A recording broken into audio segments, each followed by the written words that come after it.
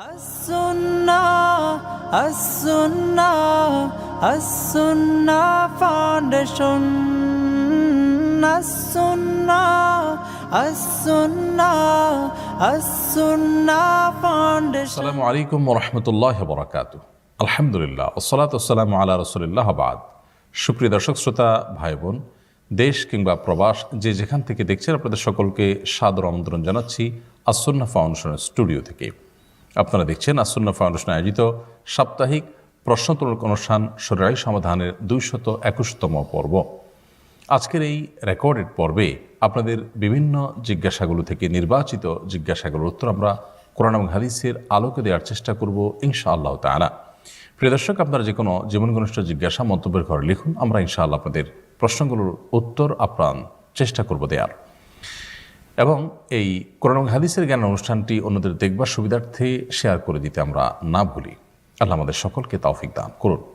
প্রিয় দর্শক, আস-সুন্নাহ ফাউন্ডেশনের কোনো আপডেট থাকলে সাধারণত লাইভের শুরুতে আমরা আপনাদেরকে জানিয়ে থাকি। আজ আমরা আপনাদেরকে যে আপডেটটি দিতে চাই সেটি হলো, প্রথমত আস-সুন্নাহ ফাউন্ডেশনের তরফ থেকে এ যাবৎকালের সবচেয়ে বৃহত্তর প্রতিযোগিতার আয়োজন ইনশাআল্লাহ বিদিনিল্লাহ আমরা করতে যাচ্ছি এবং আর একদিন পরেই সে বিষয়ে আপনাদেরকে আমরা ঘোষণা দিতে পারব। আমি আশা করছি কোরআনপ্রেমী মানুষগুলোকে অনেক বেশি উপকার পৌঁছাবে এই প্রতিযোগিতা। বছর জুড়ে যারা আল্লাহর কালামের সঙ্গে থাকতে চান তাদের জন্য আকর্ষণীয় এই জ্ঞানের প্রতিযোগিতার সকল প্রস্তুতি আমরা সম্পন্ন করেছি। ইনশাআল্লাহ বিদিনিল্লাহ একদিন পরেই ঘোষণা আসছে। আশা করি আপনারা সবাই তার জন্য অপেক্ষায় থাকবেন। সেই সাথে আরেকটি গুরুত্বপূর্ণ আপডেট হলো, আপনারা জানেন প্রতি বছর আমরা ঈদ উল ফিতরের সালাত উন্মুক্ত মাঠে পড়ার সংকল্প করেছি এবং গত বছর থেকে এটি আমরা শুরু করেছি। তার ধারাবাহিকতায় এবছর ইনশাআল্লাহ বিদিনিল্লাহ আমরা উন্মুক্ত মাঠে আমাদের আস-সুন্নাহ ফাউন্ডেশন মসজিদ কমপ্লেক্সের যে নির্ধারিত জমি তার পার্শ্ববর্তী ঈদগাহে ইনশাআল্লাহ বিদিনিল্লাহ আমরা এবার ঈদের সালাত আয়োজন করব এবং এবার ঈদের সালাতে আর একটু ব্যাপকভাবে আমরা আয়োজন করতে যাচ্ছি। সেখানে বাচ্চাদের জন্য বিভিন্ন রাইডের ব্যবস্থা থাকছে, সেখানে থাকছে বড়দের জন্য বিভিন্ন রকমের ক্রীড়ামূলক ব্যবস্থাপনা, সেই সাথে পানি, খেজুর সহবেও নাপ্পানের ব্যবস্থাও থাকছেই, পর্যাপ্ত গাড়ি পার্কিংয়ের ব্যবস্থাও থাকছে। ইনশাআল্লাহ বিদিনিল্লাহ আমরা ঈদের এই যে গুরুত্বপূর্ণ সুন্নাহ অর্থাৎ উন্মুক্ত মাঠে ঈদের যে সুন্নাহ সেটিকে এবছর আরও সুন্দরভাবে সুচারুরূপে বাস্তবায়ন করার চেষ্টা করব। আপনারা যারা ঢাকা ঈদ করছেন আপনাদের সকলকে আমরা আপনাদের ঈদগাহে ঈদের সালাত আদায় করবার জন্য আসার বিনীতভাবে আহ্বান করছি এবং দাওয়াত দিচ্ছি। আসুন আমরা উন্মুক্ত মাঠে ঈদের যে সুন্নাহ সে সুন্নাহকে আমরা জিন্দা করে এবং বাস্তবায়ন করি। শহর তো বটেই, এমনকি গ্রামাঞ্চলেও আজকাল আমরা অনেকে মসজিদের মধ্যেই ঈদের সালাত আদায় করে থাকি, অথচ একটু চেষ্টা করলে, একটু কষ্ট করলে আমরা মাঠে ঈদের নামাজ পড়তে পারি। নবী সাল্লাল্লাহু আলাইহি ওয়াসাল্লামের হারিয়ে যাওয়া এই সুন্নাহটিকে জিন্দা করা প্রয়োজন। সেই সাথে ঈদের যে আমেজ, বিশেষ করে বাচ্চাদের জন্য বিভিন্ন রকমের ক্রীড়ামূলক ব্যবস্থাপনা, বাচ্চাদের বড়দের জন্য নানা রকমের বিনোদনের ব্যবস্থাপনা, এগুলো ঈদগাহে থাকা দরকার। আমরা সেটি খুব ভালোভাবে রাখার চেষ্টা করছি। গত বছরও ছিল, এবছর আরও নতুন কিছু সংযোজন থাকবে ইনশাআল্লাহ তাআলা। আশা করছি আমাদের জন্য উপভোগ্য হবে পুরো আয়োজনটি। আবারও আপনাদেরকে আমরা দাওয়াত দিয়ে রাখছি। চলুন তাহলে প্রিয় দর্শক, আর বিলম্ব না করে আমরা প্রশ্নোত্তর আলোকিত ভুবনে প্রবেশ করি। এবং ইতিমধ্যে আমরা অনেকগুলো প্রশ্ন দেখতে পাচ্ছি আমাদের সামনে চলে এসছে। মহিবুর রহমান আপনি লিখেছেন, সাদাকাতুল ফিতরের তাৎপর্য গুরুত্ব সম্পর্কে জানতে চাই। দেখুন, সাদাকাতুল ফিতর এটি রমাদানের সর্বশেষ আমল। এই আমলের মাধ্যমে রমাদানকে আমরা বিদায় জানিয়ে থাকি। সাদাকাতুল ফিতর এটি দিতে হয় সূর্য যখন রমাদানের শেষ দিনে অস্তমিত হয় তখন থেকে নিয়ে যখন আমরা শাওয়ালের চাঁদ দেখি, সেই চাঁদ দেখা থেকে নিয়ে ঈদের নামাজ শুরু হওয়ার আগ পর্যন্ত এই সময়টুকুর মধ্যে সাদকাতুল ফিতর আদায় করতে হয়। অর্থাৎ রমজানের শেষ দিনে এবং শাওয়ালের চাঁদ দেখা যাওয়ার পর সন্ধ্যা থেকে নিয়ে সকালে ঈদের নামাজ শুরুর আগ পর্যন্ত এই পুরো সময়টার মধ্যে, যদি এত অল্প সময়ের মধ্যে গরিব ভাই মানুষের কাছে সাদকাতুল ফিতর পৌঁছানোটা কঠিন হয়, তাহলে সেক্ষেত্রে দু একদিন আগেও সেটি দেওয়া যেতে পারে। সাদকাতুল ফিতর এর তাৎপর্য কি? তাৎপর্য হলো যে আল্লাহ রাব্বুল আলামিন গোটা পৃথিবীর সমস্ত মানুষগুলো, বিশেষ করে অভাবী মানুষগুলো, তারাও যেন খাবার পান, তাদের যেন খাদ্যের ব্যবস্থা থাকে, অন্তত ঈদের দিনে যেন খাদ্যের জন্য কারো কষ্ট করতে না হয়। সেজন্য ইসলামের এই খাদ্য বিতরণ কর্মসূচির অংশ হিসাবে সাদকাতুল ফিতর আমাদেরকে দেওয়া হয়েছে। নবী করিম সাল্লাল্লাহু আলাইহি ওয়াসাল্লাম সাদকাতুল ফিতর সম্পর্কে, বা যেটাকে যাকাতুল ফিতর বলা হয়েছে, এই যাকাতুল ফিতর, সাদকাতুল ফিতর বা ফিতরা যে নামেই বলে না কেন, এ সম্পর্কে তিনি বলেছেন এটা তোহরাতান লিস-সাইম ওয়া তু'মাতান লিল মাসাকিন, এটা হলো মিসকিনদের জন্য খাদ্য দান কর্মসূচির অংশ। অর্থাৎ ঈদের দিনে আমরা যে আনন্দ করব, আমরা যে উৎসব করব, আমরা যে ফুর্তি করব, আমরা যে ঈদের আনন্দে মেতে উঠব, তার আগে গরিব অভাব মানুষের খাবার পৌঁছে দিয়ে তাদেরও যেন আনন্দের বন্দোবস্ত আমরা করি, সেই নির্দেশনা ইসলাম আমাদেরকে দিয়েছে। ইসলামের যে ঈদ বা উৎসব, সেটির সাথে অন্য সাধারণ উৎসবগুলোর একটা বড় ধরনের পার্থক্যের জায়গাটা এখানে আমরা দেখতে পাই। যে অন্যান্য উৎসব সময়ে শুধুমাত্র ভোগ আছে, উল্লাস আছে, সেখানে নানা রকমের আয়োজন আছে যেগুলো শুধুই ব্যক্তির নিজের জন্য। ইসলাম আমাদেরকে যে উৎসব দিয়েছে সেখানে দুটি উৎসবের দুটিতেই আমরা দেখেছি যে গোশত কোরবানির সময় আর ফিতরা আপনার ঈদুল ফিতরের সময় আমরা গরিবের বাসায় পৌঁছে দিয়ে তারপর নিজেরা আনন্দ করছি, ঈদগাহে যাচ্ছি, ঈদের নামাজ পড়ছি। তার মানে শুধু ভোগ নয়, বরং ভোগের পাশাপাশি ত্যাগের মহিমা যেন উজ্জীবিত হয় মানুষ, সে শিক্ষা ঈদুল ফিতর এবং ঈদুল আজহা আমাদেরকে দেয়। এবং ঈদুল ফিতর উপলক্ষে যে ফিতর আমরা দিয়ে থাকি সেখানে এই গুরুত্বপূর্ণ দিকটি রয়েছে। আরেকটি বিষয় হলো যে রমাদানে সিয়াম পালন করতে গিয়ে আমাদের ছোটোখাটো ভুল ভ্রান্তি হয়ে যায় আমাদের নিজের অজান্তেও। সেই ভুল ভ্রান্তিগুলো থেকে আমাদেরকে মুক্ত করবার জন্য এটা একটা আয়োজন। এই জন্য নবী সাল্লাল্লাহু আলাইহি ওয়াসাল্লাম এটাকে বলেছেন যে তোহরাতান লিস-সাইমি আনিল লাগবি ওয়ার রাফাজ।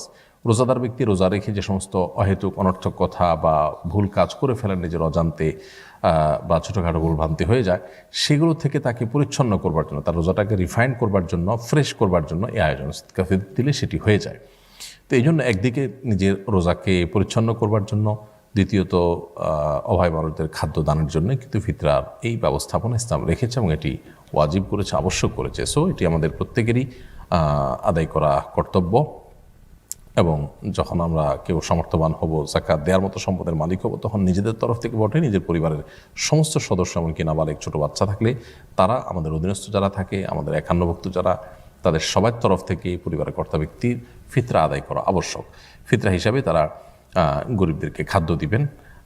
অনেক ওলামার মতে খাদ্যের বিপরীতে যদি টাকা দেওয়া হয় খাদ্য কেনার জন্য, তাতেও ফিতরা আদায় হয়ে যাবে, যেটা আমাদের ওলামা ইকরামের মত এবং আরও অনেক ওলামাদের মত। যদিও আরব ওলামা ইকরামের ক্ষেত্রে ভিন্ন মত পোষণ করেন এবং তারা মনে করেন যে ফিতরা হিসাবে শুধুমাত্র খাদ্যই দিতে হবে, যেহেতু হাদিসে খাদ্য এটা আলাদা করে স্পেসিফিকলি বলা আছে। তো নবী সাল্লাল্লাহু আলাইহি ওয়াসাল্লামের যুগে মূলত টাকা পয়সার লেনদেন, কারেন্সির লেনদেন এরকম হতো না আজকাল যেরকম হয়। তখন মানুষ খাদ্য বা আসবাবপত্র, বিমা আসবাবপত্রের লেনদেনটাই বেশি করতো। তো এখন গরিবের জন্য টাকা পয়সা দিলে সে তার পছন্দ মতো খাদ্য কিনে নিতে পারে, সেজন্য টাকা দিলেও ফিতরা আদায় হবে। তবে সরাসরি হাদিসের উপরে যদি কেউ হাদিসে যা আছে হুবহু সেটার উপর আমল করতে চান, তাহলে খাদ্য দেওয়া যেতে পারে। এবং সেক্ষেত্রে আমরা চাল দিয়ে দেই, গম দিয়ে দেই, আটা দিয়ে দেই, কিংবা কিশমিশ দিয়ে বা যেটা দিয়ে দেই না কেন, এর পাশাপাশি আমরা যদি গরিব দুঃখীদের জন্য আমাদের দেশীয় ট্র্যাডিশন অনুযায়ী সেমাই বা অন্যান্য জিনিসপত্র, মুরগি ইত্যাদি, চিনি ইত্যাদি কিনে দেই, তাহলে সেক্ষেত্রে তাদের ঈদের আনন্দটা শতকরা পূর্ণ হবে। যদিও সেটা আবশ্যক নয়, সেটা ঐচ্ছিক দানে পরিণত হবে। অর্থাৎ আবশ্যক হবে শুধুমাত্র যে মূল ফিতরা সেটা হতে পারে চাল, হতে পারে গম, হতে পারে আরও যে সমস্ত খাদ্যগুলোর কথা হাদিসে আছে সেগুলোর কোনো একটি। ফরিদউদ্দিন আপনি লিখেছেন, এতেকাফে বসে মোবাইল ব্যবহার করা যাবে কিনা, মোবাইল ব্যবসা পরিচালনা করা যাবে বা কর্মকর্তা কর্মচারীদের প্রয়োজন নির্দেশনা যাবে কিনা। এতেকাফ হলো দুনিয়ার সমস্ত ব্যস্ততাকে ফেলে রেখে আল্লাহর ইবাদতে 10টি দিনের জন্য মশগুল হয়ে যাওয়ার নাম। সো এই 10টা দিন আমাদের আল্লাহর ইবাদত এবং বন্দেগী, নেকামল এগুলোতে কোনো প্রকার বাধা সৃষ্টি করে, বিঘ্নতা সৃষ্টি করে, এরকম যে কোনো কর্মকাণ্ড থেকে আমাদের বেঁচে থাকার আপনার চেষ্টা করতে হবে। মোবাইলের ব্যবহার এতেকাফরত অবস্থায় নিষিদ্ধ নয়। তবে মোবাইলে যদি আমরা এমন কিছু দেখি বা এমন কিছু করি যেটা প্রথমত দুনিয়ার কাজ, দ্বিতীয়ত গুনাহের কাজ, তাহলে এতেকাফরত অবস্থায় সেটি করাটা আরও জঘন্য অপরাধ হিসাবে বিবেচিত হবে।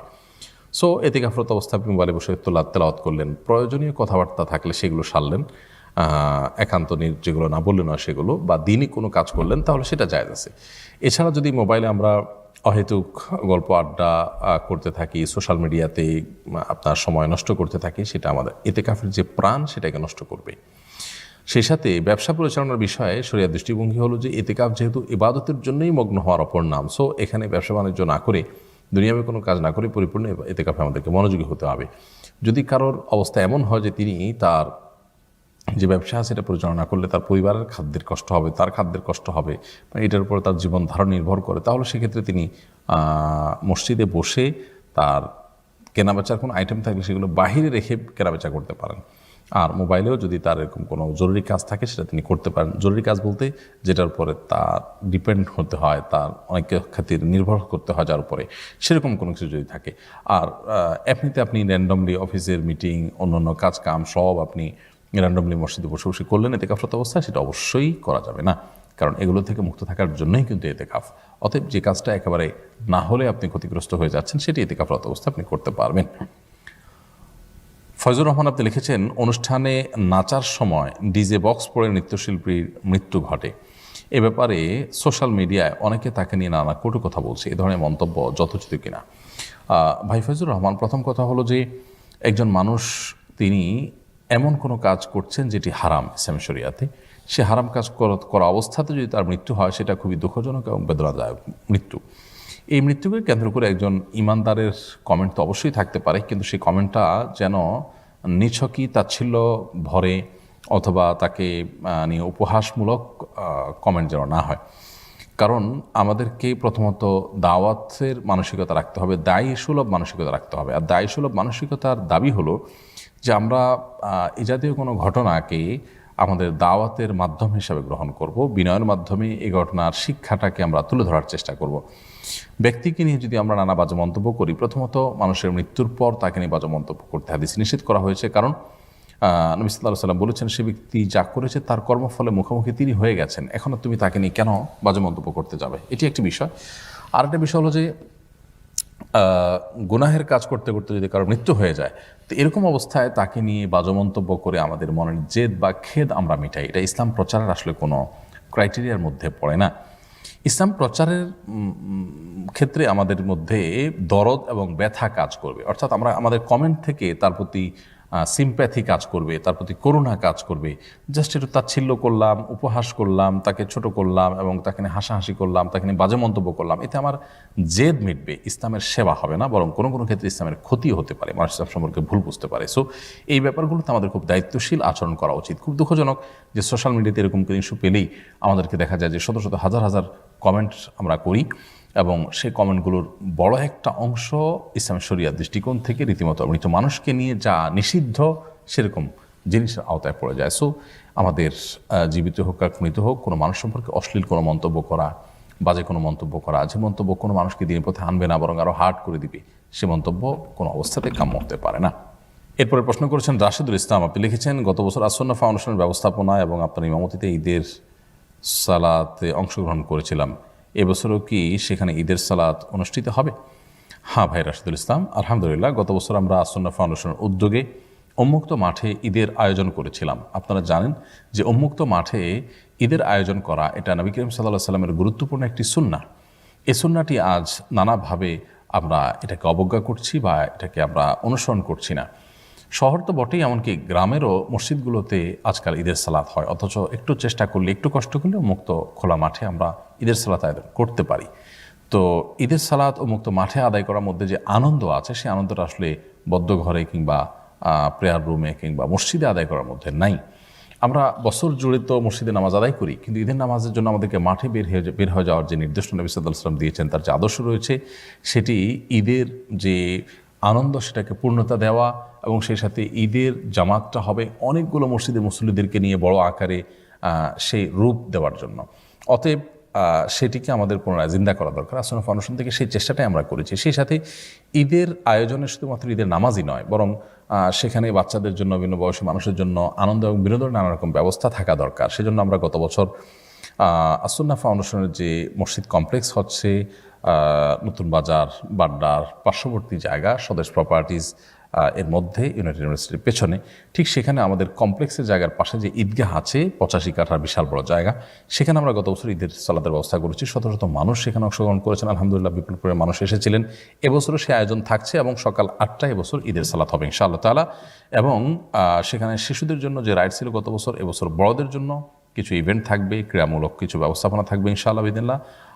নিজস্ব পরিবহনে আসতে পারলে ভালো হয়, তবে সীমিত পরিসরে আফতাবনগর থেকে পরিবহন ব্যবস্থা থাকবে। আমাদের পক্ষ থেকে পানি, খেজুর ইত্যাদি বিতরণ করা হবে। বাচ্চাদের জন্য বিভিন্ন রাইড আমরা আনবো, সেগুলো ফ্রি থাকবে, তারা সেগুলো উপভোগ করতে পারবে। সেই সাথে আপনারা বাসাবাড়ি থেকে নিজস্ব উদ্যোগে বিভিন্ন খাবার নিয়ে আসতে পারেন, যেটা অন্যদের সঙ্গে আপনারা শেয়ার করবেন, তাতে ঈদের আনন্দটা পূর্ণতা পাবে। আল্লাহ আমাদের সকলকে নবী সাল্লাল্লাহু আলাইহি সাল্লামের হারিয়ে যাওয়া সুন্নাত উন্মুক্ত মাঠে ঈদের এই সুন্নাতটাকে বাস্তবায়ন করার তৌফিক দান করুন। এরপরে প্রশ্ন করেছেন রহমান মুস্তাফিজ প্রিন্স, এই আইডি থেকে আপনি লিখেছেন, বাসার কাজের লোককে তার নির্ধারিত মজুরির অতিরিক্ত হিসেবে জাকাতের অর্থ প্রদান করা যাবে কিনা? বাসার কাজের লোককে তার যে মজুরির টাকা নির্ধারিত, সেই টাকা তো আপনি তাকে দিবেনই। অতিরিক্ত যদি তাকে দিতে চান, তার যা বেতন, তার যা প্রাপ্য, সেগুলো দিয়ে অতিরিক্ত দিলেন এবং সেটা জাকাত থেকে দিলেন, তো সেটা জায়েজ আছে। কিন্তু এখানে আমাদের মনে রাখতে হবে যে যেই টাকাটা আপনি তাকে অতিরিক্ত দিচ্ছেন, সেই টাকাটা তাকে দিবেন সেটা মাথায় রেখে বেতন কম দিলেন, কিংবা সেই কম বেতন রাজি হয়েছে এমনটি যেন না হয়। তার ন্যায্য যা প্রাপ্য মজুরি সেটা তাকে দিলেন, এটা অতিরিক্ত দিলেন এবং তিনি জাকাতের হকদার যদি হয় তাহলে সেক্ষেত্রে এটা তাকে দিতে পারবেন। হোসেন আহমদ লিখেছেন, এতেকাফে বসে জেনারেল বইগুলো পড়া যাবে কিনা? ঈদের 15 দিন পরেই পরীক্ষা, এক্ষেত্রে কী করতে পারি? ভাই হোসেন আহমদ, এতেকাফে মূলত আমরা ইবাদত বন্দেগীতে একান্তভাবে মাশগুল হওয়ার জন্য, আল্লাহর দিকে মনোনিবেশ করার জন্যই বসবো। সো জেনারেল বই পুস্তক পড়া দুনিয়াবি কাজ, এটা যথাসম্ভব অ্যাভয়েড করা উচিত। যদিও ওলামা ইকরামের ক্ষেত্রে দুটি মত রয়েছে, অনেক ওলামা ইকরাম এটিকে মাকরুহ বলেছেন, আর অনেক ওলামা ইকরাম এটাকে শর্ত সাপেক্ষে অনুমোদন করেছেন। অর্থাৎ যদি একান্ত দুনিয়াবি কাজ করতে আপনি নিরুপায় হন, যেমন এছাড়া আপনার চলবে না, ঈদের পর্বই আপনার পরীক্ষা, তাহলে সেক্ষেত্রে আপনি এটার জন্য সময় ব্যয় করতে পারেন। এতেকাফরত অবস্থায় অনেক ওলামা ইকরাম পারমিশন দিয়েছেন, তবে অনেক ওলামা ইকরাম মাকরুহ বলেছেন। তবে সর্বাবস্থায় আপনার এতেকাফ ভঙ্গ হবে না এর কারণে। অর্থাৎ কারোর মতেই আপনি এতেকাফরত অবস্থায় বই পুস্তক পড়লে এতেকাফ ভঙ্গ হয়ে যাবে না, এতেকাফের মূল স্ট্রাকচার নষ্ট হবে না। কোয়ালিটি একটু কমবে কি কমবে না সেটা নিয়ে হলো মত পার্থক্য। সো ভালো হয় যদি আপনি পরিপূর্ণ এতেকাফে ইবাদতে আপনি মাশগুল থাকেন সেটি, আর যদি সেটা সুযোগ না থাকে, এছাড়া আপনি এতেকাফ করা হবেই না, তো নাইম আমার চাইতে কেন ভালো, সেই হিসাবে আপনি এতেকাফ করলেন এবং বই পুস্তক পড়ে পরীক্ষার প্রস্তুতি নিলেন কিছু সময়। আবার এমন যেন না হয় যে এতেকাফ বসার উদ্দেশ্যই হলো পরীক্ষার জন্য নির্বিলি প্রস্তুতি গ্রহণ করা, তাহলে সেক্ষেত্রে সেই এতেকাফটা ইবাদত হবে না, বরং সেটি কারণে গুনাহ হতে পারে। অর্থাৎ আল্লাহর ঘরকে আপনি জাস্ট দুনিয়ার জন্য ওসিলা হিসাবে, মাধ্যম হিসাবে গ্রহণ করলেন, সেটি করা জায়েজ হবে না। বিএম জাকারি আপনি লিখেছেন, অনেকেই দামি মোবাইল ব্যবহার করে 1.5 লাখ বা 2 লাখ টাকা দামের মোবাইলে কি জাকাত দিতে হবে? দেখুন, দামি মোবাইল ফোন ব্যবহার করুক, যত দামি মোবাইলই হোক না কেন, সেটার কোনো জাকাত দিতে হবে না। মানুষের ব্যবহারের যে আসবাবপত্র, সেগুলো যত দামি হোক না কেন, সেগুলো জাকাতযোগ্য সম্পদের আওতায় পড়ে না। সো সেগুলোর জাকাত দিতে হবে না, এই জন্য দামি মোবাইলে জাকাতও দিতে হবে না। শুধুমাত্র গহনা যদি ব্যবহার্য গহনা হয় বা ব্যবহারযোগ্য গহনা হয় বা ব্যবহারের যে অলঙ্কার হয়, সেটা যদি হয় তাহলে সেক্ষেত্রেও সেটা জাকাত দিতে হবে। এটা স্বর্ণরূপার ক্ষেত্রে প্রযোজ্য। বাকি অন্যান্য আসবাবপত্র যেগুলো মানুষ ব্যবহার করে, সেটা যত দামি হোক না কেন, সেগুলো জাকাত দিতে হয় না। যেমন ব্যবহার করার জন্য যে গাড়িটা রাখা হয়েছে, যে গাড়ি দিয়ে মানুষ চলাফেরা করে, সেটা জাকাত কাউন্ট করতে হবে না। এরপরে প্রশ্ন হলো, রমজানের শেষ দশকের গুরুত্বপূর্ণ দিনগুলো অতিবাহিত হচ্ছে, এই দিনগুলোতে আমাদের কী করা উচিত? রমজানের শেষ দশকের 5টি দিন অতিবাহিত হচ্ছে, আর সামান্য কয়েকটা দিন বাকি আছে। প্রিয় নবী সাল্লাল্লাহু আলাইহি ওয়াসাল্লাম রমজানের শেষের দিকে সেই ইবাদত বন্দেগীর পরিমাণ আরও বাড়িয়ে দিতেন। বিশেষ করে রমজানের শেষ দশকের প্রত্যেকটা দিন এবং প্রত্যেকটা রাত তার কাছে খুবই গুরুত্বপূর্ণ ছিল। কানা ইয়াজতাহিদু ফিহি মা লা ইয়াজতাহিদু ফি গায়রি, তিনি এই দশকে ইবাদত বন্দেগীর জন্য যত বেশি চেষ্টা এবং সাধনা করতেন, অন্য কোনো সময় ইবাদত বন্দেগীর জন্য এত সাধনা, এত চেষ্টা, এত পরিশ্রম তিনি করতেন না। এই জন্য একজন ইমানদার হিসাবে রমজানের শেষ দশকের অবশিষ্ট দিনগুলোতে আমাদের ইবাদত বন্দেগীতে অনেক বেশি নিমগ্ন থাকা উচিত। প্রিয় নবী সাল্লাল্লাহু আলাইহি ওয়াসাল্লাম রাত জুড়ে ইবাদত বন্দেগী করতেন, রাত জুড়ে জেগে থাকতেন রাত জুড়ে, এবং পরিবার লোকদেরকে জাগিয়ে তুলতেন, রমজানের শেষ দশকে ইতিকাফ করতেন, এবং তিনি এই দশকে যে পরিমাণ ইবাদত করতেন তার জীবনে অন্য কোনো সময় করতেন না। তো প্রিয় নবী সাল্লাল্লাহু আলাইহি ওয়াসাল্লামের এই আমলটা আমাদের মধ্যে থাকা উচিত। বিধায় অবশিষ্ট সময়গুলোকে আমাদের কাজে লাগানো দরকার। ঈদের কেনাকাটা কিংবা গ্রামে যাওয়ার ব্যস্ততা যেন আমাদের রমজানের শেষ মুহূর্তের ইবাদত বন্দেগী থেকে আমাদেরকে দূরে সরিয়ে না দেয়। আমরা অনেকেই খুব দুর্ভাগ্যজনকভাবে রমজানের শেষের দিনগুলোকে আমরা নষ্ট করে ফেলি, অথচ এই দিনগুলোর গুরুত্ব আরও বেশি এবং মর্যাদা আরও অনেক বেশি। লাইলাতুল কদর এই দশকের মধ্যেই রয়েছে। সো এই দশককে আমরা সর্বোচ্চ ইবাদতের মধ্যে কাটাবার চেষ্টা করি। আল্লাহ আমাদের সবাইকে সেই তৌফিক দান করুন। এরপরে প্রশ্ন করেছেন ফারিয়া নাজনীন, আপনি লিখেছেন, মেয়েরা কি সাইকেল চালাতে পারবে? বোন ফারিয়া, মেয়েরা সাইকেল চালাতে পারেন শর্ত সাপেক্ষে। অর্থাৎ মেয়েরা যদি সাইকেল চালান, সেক্ষেত্রে পরপুরুষের সামনে যদি এমনভাবে সাইকেল চালান যে তার শরীরের বিভিন্ন অঙ্গ প্রত্যঙ্গ ফুটে ওঠে বা তার পর্দার খেলাফ হয়, তাহলে সেক্ষেত্রে সেটা নাজায়েজ এবং হারাম হবে তার জন্য। কিন্তু এরকম যদি কোনো বিষয় না থাকে, মেয়েদের পরিবেশের মধ্যে মেয়েরা সাইকেল চালান কিংবা এমন কোনো জায়গায় সাইকেল চালাচ্ছেন যেখানে পরপুরুষের কোনো নজর তার দিকে পড়ার সম্ভাবনা নেই, তাহলে সেরকম ক্ষেত্রে তিনি সাইকেল চালাতে পারবেন। অর্থাৎ সাইকেল চালানোটা মৌলিকভাবে মেয়েদের জন্য নিষিদ্ধ নয়, তবে এর সাথে তাদের স্বাধীনতা, তাদের যে পার্সোনালিটি, সেটা নষ্ট হওয়া না হওয়াটা অনেকটা নির্ভর করে এটি হালাল হওয়া না হওয়ার সাথে। রেজা বাবু আপনি লিখেছেন, একজনের টাকা আমার কাছে গচ্ছিত আছে, আমি ব্যাংকে রেখেছি, কোনো ব্যবসায় ব্যবহার করি না, সেই টাকার জাকাত কি দেব? দেখুন, আরেকজনের টাকা আপনার কাছে যদি থাকে তাহলে জাকাত আপনার উপরে বর্তাবে না, বরং যার টাকা তার উপরে বর্তাবে। আপনার কাছে তিনি আমানত রেখেছেন, আমানতের টাকার জাকাত দিতে হয় না, বরং এই টাকার মালিক যিনি থাকেন তার উপরে জাকাত বর্তায়। সো আপনি আরেকজনের টাকা গচ্ছিত আছে, এটার জাকাত যার টাকা আছে তিনি দিবেন, আপনি দিবেন না। আলী আসগর নাইম আপনি লিখেছেন, গর্ভবতী মা প্রসবকালে মৃত্যুবরণ করলে তিনি কি জান্নাতি হিসাবে নির্বাচিত হবেন? ভাই আলী আসগর, নবী করিম সাল্লাল্লাহু আলাইহি ওয়াসাল্লাম হাদিস থেকে আমরা জানতে পারি মেয়েদের জন্য কিছু বিশেষ বৈশিষ্ট্য আছে, বিশেষ কিছু ফজিলত আছে। তার মধ্যে থেকে একটা হলো যে কোনো মেয়ে গর্ভবতী অবস্থায় যদি মারা যান গর্ভের কারণে, কিংবা গর্ভ খালাস করতে গিয়ে তিনি যদি মারা যান, মৃত্যু মুখে পতিত হন, তাহলে সেক্ষেত্রে তাকে আল্লাহ তাআলা শাহাদাতের মর্যাদা দিবেন। নবী সাল্লাল্লাহু আলাইহি ওয়াসাল্লাম বলেছেন, তোমরা কি জানো আমার উম্মতের মধ্যে শহীদকে? সাহাবায়ে কেরাম বলেছেন যারা নিষ্ঠাবান, আল্লাহর রাহে জীবন দানকারী, তাদের কথা বলেছেন। নবী সাল্লাল্লাহু আলাইহি ওয়াসাল্লাম বলেছেন তাহলে তো শহীদের সংখ্যা অনেক কমে যাবে আমার উম্মতের। তখন তিনি পানিতে ডুবে মরা, আগুনে পুড়ে মরা মানুষগুলোকে শহীদ হিসেবে গণ্য করেছেন। তন্মধ্যে যে মায়েরা প্রসবকালীন সময় কিংবা আপনার গর্ভধারণকালীন সময়ে মারা গেছেন, তাহলে সেক্ষেত্রে তাদেরকেও আল্লাহ সুবহানাহু ওয়া তাআলা শাহাদাতের মর্যাদা দিবেন বলে বলেছেন। সো এই মৃত্যুটা শাহাদাতের মৃত্যু হিসেবে আমরা সুধারণা করতে পারি। তিনি ইমানদার হয়ে থাকলে জান্নাতে তিনি যেতে পারবেন। তো এটা হবে সুধারণা, বাকি জান্নাতি এটার সার্টিফিকেট কেউ কাউকে দেওয়ার কোনো সুযোগ আসলে নেই। শাকিবুল হাসান আপনি লিখেছেন, এতেকাফ কি এলাকার মসজিদে থাকা আবশ্যক নাকি যে কোনো মসজিদে থাকা যাবে?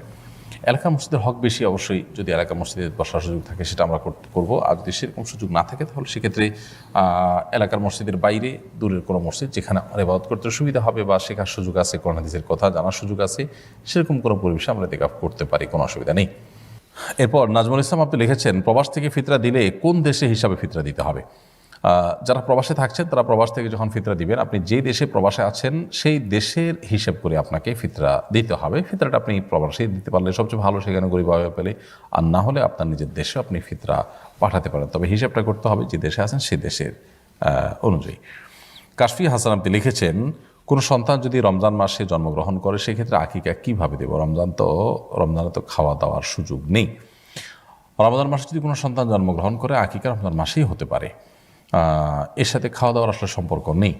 সপ্তম দিনে আকিকা করা সুন্নাহ। তো সপ্তম দিনে আকিকা করে যেদিন সন্তান জন্মগ্রহণ করেছে তার সপ্তম দিনে আকিকা আপনি করলেন, ওই দিনই খেতেই হবে দিনের বেলা এমন তো জরুরি না।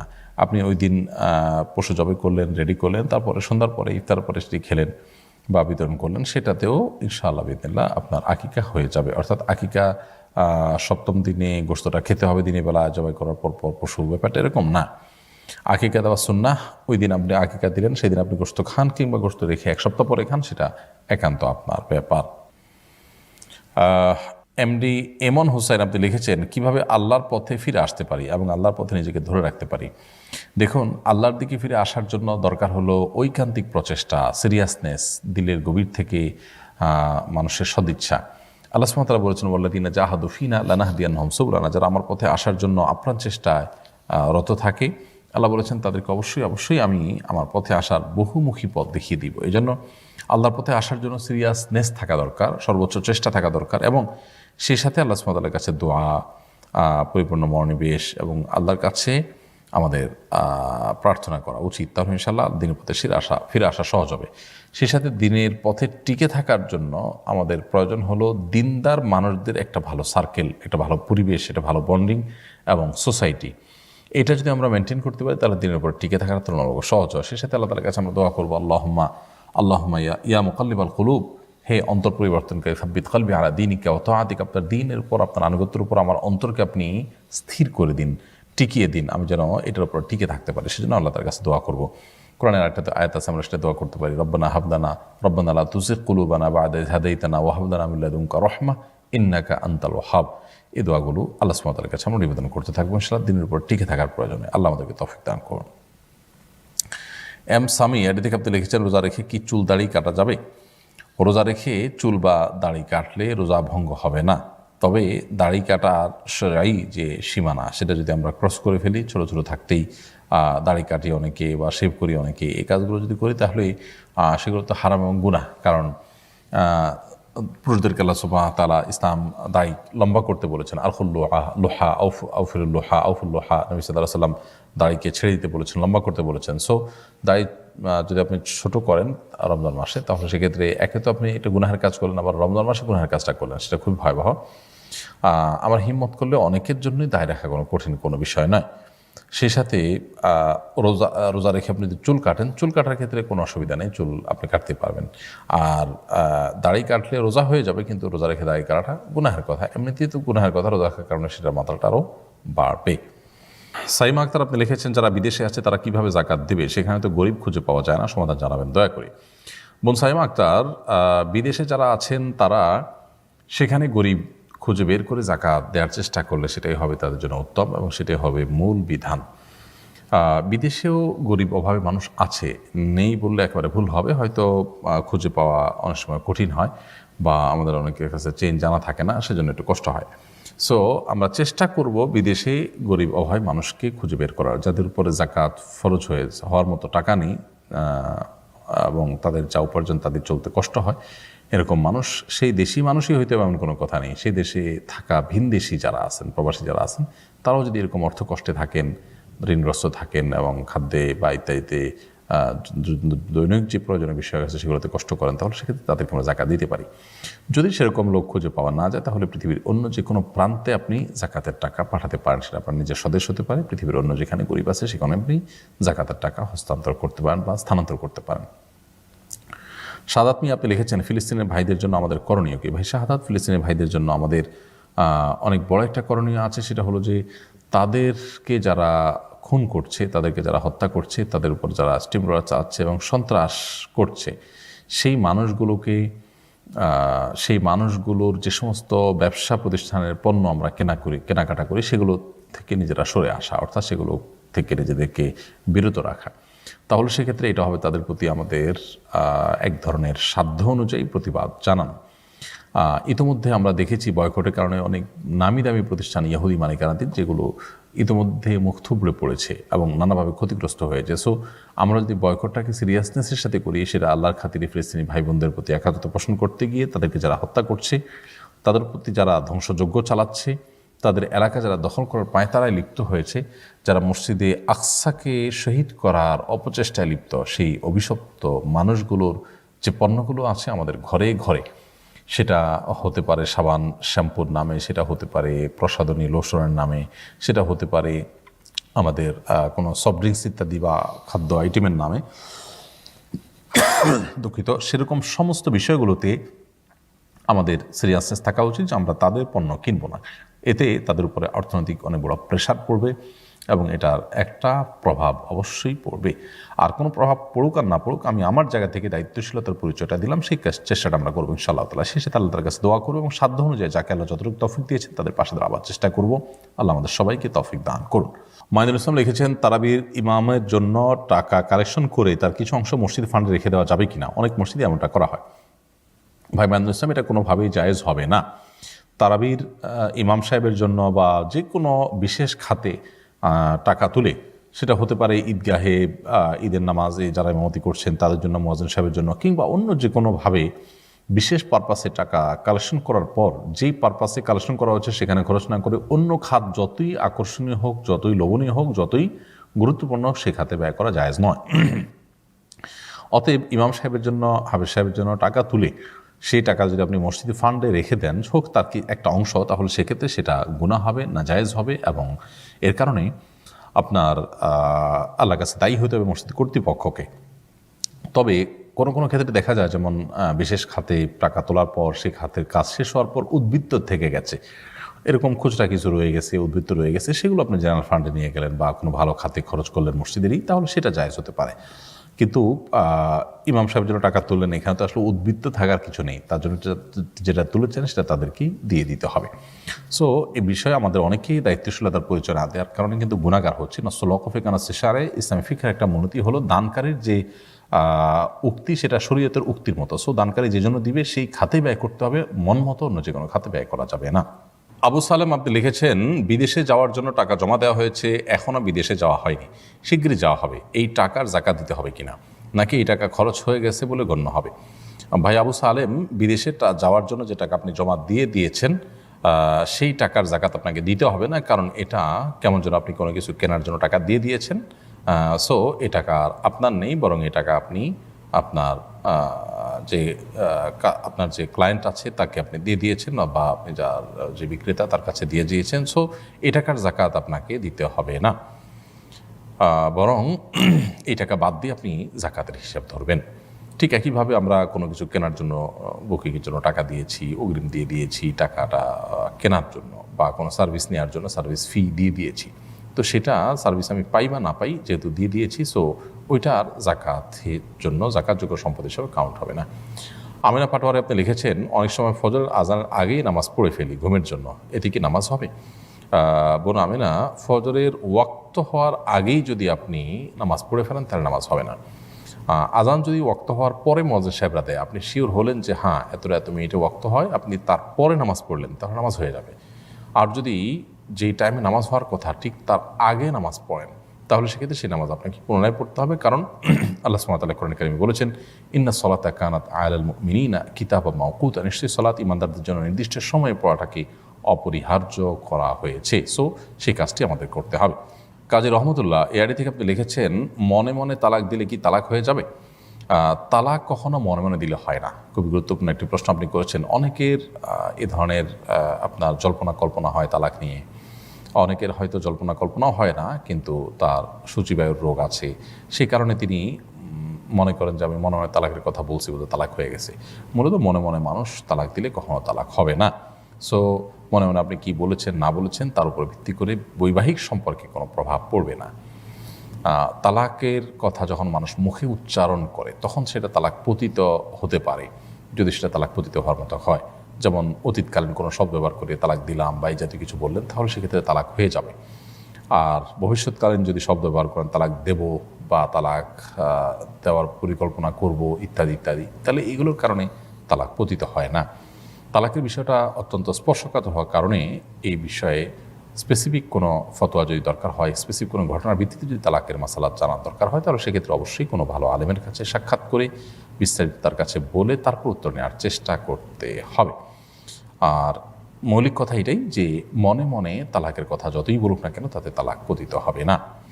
ফারজানা হোসেন চৌধুরী আপনি লিখেছেন, পিরিয়ড অবস্থায় মহিলারা শবে কদরে কি কোন ইবাদত শবে কদরে কি কোনো ইবাদত করতে পারবে? পারলে কিভাবে করবে এবং কি কি আমল করবে? পিরিয়ড অবস্থায় মা বোনরা শবে কদরে ইবাদত অবশ্যই করতে পারবেন। তাদের জন্য যেহেতু নামাজ নিষিদ্ধ, রোজা নিষিদ্ধ, এছাড়া কোরআনে কারিমের তেলাওয়াত স্পর্শ নিষিদ্ধ, এছাড়া বাকি যত ইবাদত আছে সেগুলো তারা করতে পারবেন। সেটা হতে পারে জিকির আসকার, সেটা হতে পারে দোয়া দুরূদ, সেটা হতে পারে আপনার আল্লাহ তাআলার কাছে কায়মের বাক্যে দোয়া করা, প্রার্থনা করা, ইসলামী বই পুস্তক পড়া, সৎ কাজের আদেশ দেওয়া, অসৎ কাজের বাধা প্রদান করা, এরকম আরও যত রকমের ভালো কাজ হতে পারে, দান সাদাকা করা, সেই কাজগুলো তারা করতে পারবেন। কোরআনে কারিমের তেলাওয়াত শ্রবণ করা, শোনা, দ্বীনি কোনো কথাবার্তা শোনা, আল্লাহ তাআলার কাছে বিশেষ করে সবচেয়ে বড় গুরুত্বপূর্ণ বিষয় হলো দোয়া করা। শবে কদরে যে দোয়া আছে, আল্লাহুম্মা ইন্নাকা আফুউন তুহিব্বুল আফওয়া ফাআফু আন্নী, এছাড়া আরও যত দোয়া আছে লাইলাতুল কদরে, এগুলো কিন্তু আল্লাহ তাআলার কাছে নিবেদন করতে পারেন। তাসবিহ তাহলিল করতে পারেন, সুবহানাল্লাহ, আলহামদুলিল্লাহ, সুবহানাল্লাহ ওয়া বিহামদিহি, সুবহানাল্লাহিল আযীম, আল্লাহু আকবার, যত রকমের তাসবিহ আছে এসবগুলো পিরিয়ড অবস্থায় শবে কদরে মা বোনরা নিবেদন করতে পারেন। তাতে শবে কদরের যে ফজিলত এবং মর্যাদা, মাহাত্ম্য, সেটা তারাও লাভ করার সুযোগ থাকছে তাদের জন্য। প্রিয় দর্শক, আমরা দেখতে দেখতে অনুষ্ঠানের ঠিক মাঝামাঝি পর্যায়ে এসে পৌঁছে গেছি। সময় হয়েছে একটি বিরতিতে যাওয়ার। ছোট্ট একটি বিরতিতে যাচ্ছি, ইনশাআল্লাহ বিদিল্লাহ। বিরতির পর আবার আমরা ফিরে আসবো আমাদের এই লাইভ অনুষ্ঠানে। আশা করছি আমাদের সঙ্গেই থাকবেন। অসহায় দরিদ্রদের দারিদ্র দূরীকরণ ও স্বাবলম্বীকরণের লক্ষ্যে আসুন্নাহ ফাউন্ডেশন পরিচালনা করছে স্বাবলম্বীকরণ প্রকল্প। স্বাবলম্বীকরণ প্রকল্পের আওতায় এ যাবৎ প্রায় ৩,০০০ মানুষকে প্রশিক্ষণ ও স্বাবলম্বীকরণ উপকরণ প্রদান করা হয়েছে। আপনার জাকাতের অর্থে স্বাবলম্বী হতে পারে অসহায় দরিদ্র মানুষ। আসুন্নাহ ফাউন্ডেশনের জাকাত তহবিলে জাকাত পাঠাতে ভিজিট করুন www.asunnahfoundation.org/donate/zakat। বিরতির পর আপনাদেরকে আবারও স্বাগতম জানাচ্ছি। আপনারা দেখছেন সাপ্তাহিক সরাসরি প্রশ্নোত্তর অনুষ্ঠান শরীয়ত সাধারণের 221তম পর্ব। বিরতির আগে আমরা অনেকগুলো প্রশ্ন উত্তর দিয়েছি। বিরতির পরে আমি যে সমস্ত প্রশ্ন দেখতে পাচ্ছি তোমাদের থেকে একটি প্রশ্ন হলো মাসুম আহমদ আপনি লিখেছেন, ফিতরা কি পরিবারের নাবালক সদস্যদের পক্ষ থেকেও আদায় করতে হয়? হ্যাঁ ভাই মাসুম আহমদ, ফিতরা এটা পরিবারের সমস্ত সদস্য, এমনকি নাবালেগ, এমনকি দুগ্ধপোষ্য শিশুর তরফ থেকেও আদায় করতে হয়। পরিবারে যিনি কর্তা থাকেন তিনি যদি সচ্ছল হন, অর্থাৎ জাকাত দেওয়ার মতো সম্পদ তার কাছে থাকে, সেরকম সম্পদ থাকলে তার উপর ফিতরা আবশ্যক হয়। এছাড়া অন্যরাও চাইলে ফিতরা আদায় করতে পারেন। ফিতরা যখন পরিবারের কর্তা ব্যক্তি আদায় করবেন তখন তার পরিবারের যত সদস্য আছে তার অধীনে একান্নভুক্ত সবার তরফ থেকে তিনি ফিতরা আদায় করবেন। এমনকি কাজের লোকজন যারা তার বাসায় খাওয়া দাওয়া করেন, তাদের সাথে থাকেন, তাদের পরিবারের সদস্যের মতো, তাদের তরফ থেকেও কর্তা ব্যক্তি আদায় করবেন। সো তিনি তার নিজের, তার স্ত্রীর এবং কাজের লোক যদি বাসায় বাধা থাকেন তাদের, তারপর ছেলে মেয়ে যারা আছে তাদের, এমনকি হোক নাবালিক শিশু কিংবা নাবালক শিশুর পাশাপাশি যদি দুগ্ধপোষ্য শিশুও হয়, তাদের সবার মাথাপিছু হিসেব করে ফিতরা আদায় করতে হবে। ফয়জুল্লাহ লিখেছেন, অনেক প্রবাসী শ্রমিক দেশে তার যে অর্থবিত্ত আছে সেই হিসাবে জাকাত দিতে পারে, তা সত্ত্বেও সে বিদেশে সেখানকার ধনীদের থেকে জাকাত গ্রহণ করে, এটা কি জায়েজ হবে? দেখুন, কারোর কাছে জাকাত দেওয়ার মতো সম্পদ থাকলে, কেউ সচ্ছল হলে যা দিয়ে তিনি তার মাস চালাতে পারেন, তার খরচ, নিত্য প্রয়োজনীয় খরচ, একান্ত প্রয়োজনীয় খরচ মেটাতে পারেন, এরকম টাকা পয়সা, এরকম সম্পদ যার কাছে আছে, তার জন্য আর কারোর কাছ থেকে জাকাত গ্রহণ করা জায়েজ নয়। হ্যাঁ, তিনি যদি জাকাত গ্রহণ করেন কোনো গরিবদের তরফ থেকে, তার কোনো নিকটাত্মীয় বা অভয় মানুষ তাদের তরফ থেকে গ্রহণ করেন বা তাদের জন্য গ্রহণ করেন, গ্রহণ করে তাদেরকে দেন, তাহলে সেটা জায়েজ হবে। কিন্তু নিজে জাকাত ভোগ করলে সেটি অবশ্যই জায়েজ হবে না। মোহাম্মদ আলামিন আপনি লিখেছেন, ফিতরা আদায় না করলে কি রোজার কোনো সমস্যা হবে? ফিতরা আদায় না করলে রোজাটা কিছুটা ত্রুটিপূর্ণ থাকলো, কারণ নবী করিম সাল্লাল্লাহু আলাইহি ওয়াসাল্লাম ফিতরা সম্পর্কে বলেছেন এটা হলো তোহরাতুল লিস-সাইমি আনিল লাগবি ওয়ার রাফাস। রোজাদার ব্যক্তির রোজাকে অনর্থক অহেতুক কথা কাজ যেগুলো করে ফেলেছেন রোজা রেখে তিনি, এবং ছোটোখাটো গুনাহ যেগুলো হয়ে গেছে সেগুলো থেকে তার রোজাকে ফ্রেশ করার জন্য, পরিচ্ছন্ন করবার জন্য ফিতরার এই নির্দেশনা বা আয়োজন ইসলাম দিয়েছে। সো সেটা আমাদেরকে মাথায় রাখতে হবে। এই জন্য ফিতরা আদায় না করলে রোজার মধ্যে কিছুটা ত্রুটি থাকলো, তৈরি হলো। তবে হ্যাঁ, যার সামর্থ্য নাই তার জন্য ফিতরা দেওয়া তো আবশ্যক নয়, বিধায় তার জন্য এটা ত্রুটির কারণ হবে না ইনশাআল্লাহ তার রোজার জন্য। ইউসুফ হাসান সামি আপনি লিখেছেন, নিজের বিয়ে কি নিজে পড়ানো যাবে? দেখুন, নিজের বিয়ে নিজে কেউ পড়াতে চাইলে পড়াতে পারবেন, বিয়ে হয়ে যাবে। বিয়েতে মূলত খুতবা দেওয়াটা হলো মূল। খুতবা দেওয়ার পাশাপাশি প্রস্তাব এবং সম্মতি থাকবে, দুজন সাক্ষীর উপস্থিতি থাকবে, মহর ধার্য করা থাকবে, এই বিষয়গুলো থাকলে বিয়ে বিশুদ্ধ হয়ে যাবে। এখন নিজের বিয়ের খুতবা যদি নিজে দেন, দেওয়ার পর তিনি যদি প্রস্তাব দেন কিংবা কবুল করেন, সাক্ষীদের উপস্থিতি থাকে, অন্যান্য শর্ত বিদ্যমান থাকে, সো বিয়ে হয়ে যাবে। এটা আরেকজনই পড়া দিতে হবে, না হলে বিয়ে হবে না, ব্যাপারটা সেরকম না। তবে সুন্নাহ হলো যে যার বিয়ে তিনি নন, বরং অন্য কেউ তার বিয়েটা পড়াবেন, এটাই সাধারণ নিয়ম এবং এটাই সুন্নাহ। তবে নিজের বিয়ে নিজে পড়ালে বিয়ে হয়ে যাবে। মানিক মিয়া আপনি লিখেছেন, ঈদের নামাজের ইমামকে বসিয়ে রেখে তার জন্য টাকা তোলা হয় অনেক জায়গায়, এভাবে টাকা তোলা এবং এই টাকা ইমামকে দেওয়া হালাল কিনা? ভাই মানিক মিয়া, খুবই গুরুত্বপূর্ণ প্রশ্ন আপনি করেছেন। ঈদের নামাজের ইমামকে, মুয়াজ্জিনকে সামনে বসিয়ে রেখে তাদের জন্য টাকা তোলা হয় এবং বাক্স দেওয়া হয় ইমাম সাহেবের জন্য, এখানে টাকা ফেলুন, খুবই অপমানজনক একটা পন্থা। যারা নিজেদের ইমামকে তাদের চাকর মনে করে, তাদের নামাজ কতটা হবে সেটা প্রশ্ন সাপেক্ষ বিষয়। কারণ আপনি নামাজের প্রতি, আল্লাহর প্রতি যদি আপনার শ্রদ্ধা থাকে, সম্মান থাকে, তাহলে সেক্ষেত্রে আপনি আল্লাহর ইবাদতের জন্য নেতৃত্ব যিনি দিচ্ছেন, আপনাকে জান্নাতে যাওয়ার পথে নেতৃত্ব দিচ্ছেন, তাকে তো আপনি সবচেয়ে বেশি সম্মানিত মনে করবেন। তার জন্য আপনি খুব লজ্জাস্কর উপায়ে যদি টাকা তোলেন সেটা উচিত হবে না। ইমাম সাহেবদের জন্য টাকা তোলার ভিন্ন কোনো পদ্ধতি থাকতে পারে, পলিসি থাকতে পারে। মাসিক চাঁদা থেকে, মসজিদের জেনারেল ফান্ড থেকে দেওয়া যেতে পারে, আর ঈদগাহে মসজিদের জন্য টাকা তোলা যেতে পারে, তুলে তাদেরকে জেনারেল ফান্ড থেকে দেওয়া যেতে পারে। তাদের নামে তাদেরকে বসিয়ে রেখে টাকা তোলাটা অপমানজনক। তবে এই টাকা হালাল হবে তাদের জন্য ভোগ করা, বাট অপমানজনকভাবে দেওয়াটা কর্তৃপক্ষের জন্য গুনাহের কাজ হবে এবং অনুচিত কাজ হবে। কাউসার বিন আব্দুল সামাদ আপনি লিখেছেন, যে দেশে 6 মাস দিন আর 6 মাস রাত থাকে তারা কীভাবে রোজা রাখবে? দেখুন, পৃথিবীর কিছু কিছু জায়গা আছে এরকম যে সেখানে আসলে 6 মাস ফুল দিন, 6 মাস ফুল রাত থাকে, তারা কীভাবে রোজা রাখবে? উত্তর হলো, তারা তাদের ভূখণ্ডের নিকটতম যে ভূখণ্ড আছে সেই ভূখণ্ডে মানুষ কত ঘন্টা রোজা রাখে সেই হিসেব করে তারা রোজা রাখবে। ধরা যাক যে তাদের পাশাপাশি তাদের পৃথিবীর সবচেয়ে নিকটতম জায়গা যেখানে সূর্য ওঠে এবং সূর্য অস্তমিত হয়, সেখানে দিন রাত আসে, সেখানে কত ঘন্টা, সেখানে ধরুন 7 ঘন্টা রোজা হয়, তাহলে সেক্ষেত্রে তারা তাদের ভূখণ্ডে থেকে 7 ঘন্টা রোজা রাখবে হিসেব করে। 7 ঘন্টা আগে পানাহার বর্জন করবে, 7 ঘন্টা পরে আবার পানাহার করবে।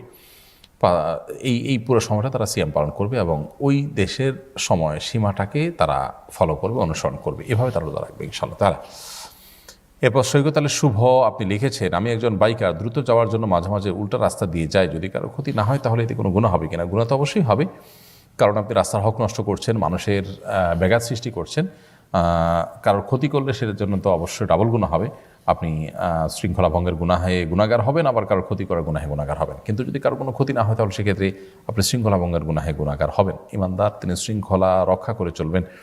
কোনো জায়গায় যখন কোনো শৃঙ্খলা রক্ষার্থে কোনো নিয়মকানুন করা হয়, সেই নিয়মকানুন মেনে চলাটা ইসলাম আমাদের নির্দেশ করে। সো এ বিষয়ে আমাদের দায়িত্বশীলতার পরিচয় দেওয়া উচিত।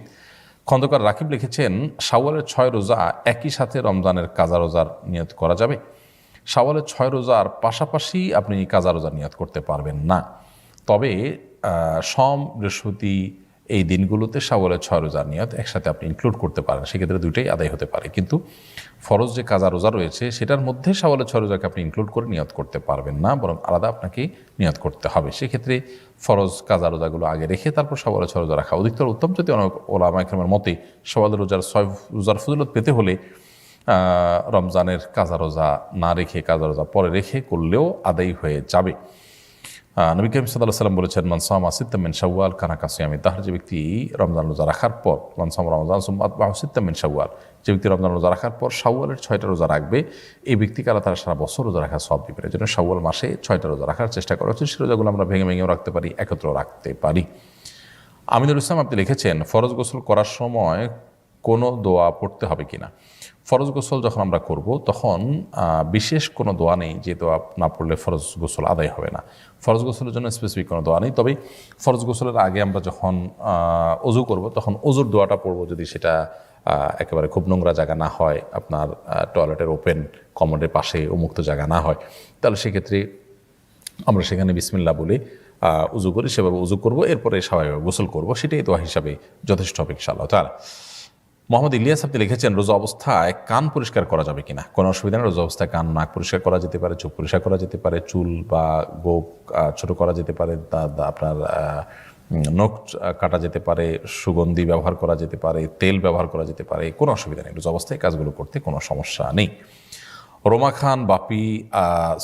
খান রাব্বি আপনি লিখেছেন, আমি একজন প্রবাসী, গত 3 বছর দেশে থাকা অবস্থায় ইতিকাফ করেছি। এখন কাজ থেকে নিয়মিত বসতে পারছি না। আমি ফ্রি টাইমে ইতিকাফের নিয়তে মসজিদে অবস্থান করতে পারবো?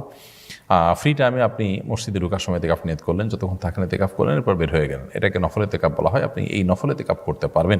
সুন্নত মুআক্কাদা ইতিকাফ যেটা রমজানের শেষ দশকের, সেটি তো এভাবে আদায় হবে না। তবে সেই দিনগুলোতেও আপনি চাইলে এই অবসর সময়গুলোকে আপনি ইতিকাফের নিয়তে মসজিদে প্রবেশ করলেন এবং মসজিদে পরিপূর্ণভাবে যতক্ষণ থাকে ইতিকাফ নিয়তে থেকে বা বন্দি করে আবার বের হয়ে গেলেন। এই যেটুকু থাকলেন সেটুকু আপনার নফল ইতিকাফ হিসাবে গণ্য হবে ইনশাআল্লাহ তাআলা। এরপরে রেজওয়ান রক্তিম আইডি থেকে আপনি লিখেছেন, জমি বন্ধক রাখা বা নেওয়া জায়েজ আছে কিনা? জমি বন্ধক রাখা, জমি বন্ধক নেওয়া এগুলো মৌলিকভাবে জায়েজ বিষয়। আল্লাহ সুবহানাহু ওয়া তাআলা কোরআনে কারীমে বরং লেনদেন করলে, বিশেষ করে যখন লোন আদান প্রদান করা হবে তখন নির্দেশনা দিয়েছেন ফারিহানু মাকবুদা, যেন আমরা বন্ধক রেখে দিই যখন লোন দেব, তখন যাতে করে তিনি লোন দিতে গড়িমসি করলে তার এই বন্ধকের জিনিসটা বিক্রি করে লোনের টাকা পরিশোধ করার ব্যবস্থা করা যায়। এটা একরকম গ্যারান্টির মতো।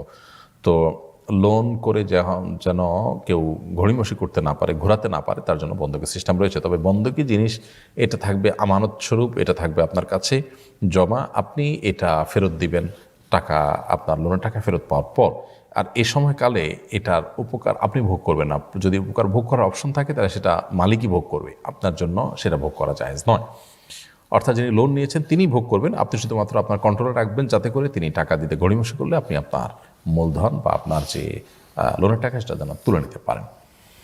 তোফায়েল আহমেদ লিখেছেন, রমজান মাসে অনেক মানুষ সূর্য উদয়ের সময় ঘুমিয়ে থাকেন, এটা কি করা উচিত? সূর্য যখন উঠে ওই সময় যদি কেউ ঘুমিয়ে থাকেন তো সেটা নাজায়েজ বা গুনাহ বা হারামের কাজ নয়। বিশেষ করে ফজর পরে তিনি শুয়েছেন, সূর্য উঠছে তখন তিনি ঘুমিয়ে আসেন, এতে কোনো হারাম কাজ হবে না। তবে এটা অবশ্যই অনুত্তম কাজ আমরা বলবো। বিশেষ করে ফজরের পরের এই সময়টা গুরুত্বপূর্ণ। আল্লাহ সুবহানাহু ওয়া তাআলা বলেছেন ওয়াসাব্বিহ বিহামদি রাব্বিকা বিল আশি ওয়াল ইবকার, সকাল সন্ধ্যার এই সময়টাতে আল্লাহ তাআলার কাছে তাসবিহ নিবেদন করার নির্দেশ আল্লাহ তাআলা করেছেন। সো এই টাইমটাতে আমরা যদি তাসবিহে মশগুল থাকি, রত থাকি, আল্লাহর ইবাদতে মশগুল থাকি, দোয়া দরুদে মশগুল থাকি, সেটা অধিকতর উত্তম। যদি কোনো কারণে ক্লান্তি ইত্যাদি, ঘুমের ইত্যাদির কারণে কেউ যদি শুয়ে পড়েন তো গুনাহ হবে না এর কারণে। মোহাম্মদ আল্লাহ হোসেন আপনি লিখেছেন, মুসলমানদের জন্য সেলুনের ব্যবসা করা কতটুকু শরীয়তসম্মত? সেলুনের ব্যবসা তো মৌলিকভাবে কোনো হারাম ব্যবসা নয়। সেলুনের ব্যবসা করে আপনি যাতে কারো দাড়ি কাটতে বা ছাড়তে না হয় সেই জিনিসটা আপনি লক্ষ্য রাখবেন। ঢাকায় এরকম সেলুনের কথা আমি জানি, বাড্ডায় যে সেলুনে যিনি কাজ করছেন তিনি রীতিমতো লিখে দেন বাইরে যে আমি দাড়ি শেভ করি না, দাড়ি কাটি না। এটি হারাম হওয়ার কারণে আমি করি না, অতএব এই দুইটা ছাড়া অন্যান্য সার্ভিসের জন্য আমার দোকানে আপনাকে স্বাগতম, এই টাইপের কথা লেখা থাকার কারণে মানুষ সেখানে আরও বেশি ভিড় করে যায়। আর ভিড় করুক আর না করুক, একজন মুসলমান সেলুনের ব্যবসা করতে গিয়ে তিনি চুল কাটবেন, তিনি গোঁফ ছোটো করবেন, তিনি দাড়ি চাষার যে কাজ সেই কাজটা তিনি করলে সেটা না যায় এবং গুনাহ হবে, কারণ সেক্ষেত্রে গুনাহের সহযোগিতা হবে সেলুন ব্যবসায়ীর তরফ থেকে। সাইফ আহমেদ আপনি লিখেছেন, কোনো কোনো এলাকায় মেয়ের বাবার বাড়ি থেকে ইফতারের জন্য চাপ দেওয়া হয়, ইফতারের পরিমাণ দিয়ে সামাজিক মর্যাদা নির্ণয় হয়, মেয়ের বাবা মা দিতে না পারলে মেয়ে নিগৃহীত হয়। এরকম একটি ঘটনা সম্প্রতি সিলেটে একটি মেয়ে আত্মহত্যা করেছে, এ বিষয়ে কিছু বলবেন? ভাই সাইফ আহমদ, খুবই দুঃখজনক এবং বেদনাদায়ক অধ্যায় যে আমাদের সমাজে এখনও পর্যন্ত মূর্খতাগুলো বলবৎ আছে। একটি মেয়েকে তার বাবা মা অনেক কষ্ট করে মানুষ করে দেয়, বড় করে দেয়, শিক্ষিত করে দেয়, তাকে স্বাস্থ্যবান করে দেয়, সুস্থ সবল করে দেয়। এই মেয়েটাকে, আস্ত মেয়েটাকে তুলে এনে ছেলের বাবা মা তাদের সংসারে এনে তার সমস্ত সুফলটা তারা ভোগ করে, অর্থাৎ মেয়েটাকে বড় করার যে সুফল, তার সুফলটা সব ভোগ করে স্বামী এবং স্বামীর বাবা মা। তো এরকম পরিস্থিতিতে মেয়ের বাবা মার প্রতি কৃতজ্ঞতা আদায় করা উচিত তাদের। সেটা না করে তারা মেয়েটাকে বড় করে তুলে দিয়ে দিল, পয়সা খরচ করে, পরিশ্রম করে, জীবনের সমস্ত কিছু ব্যয় করে মেয়েটাকে মানুষ করে তাদের হাতে তুলে দিয়ে দিল, চিরকালের জন্য একরকম ফ্রি দিয়ে দিল।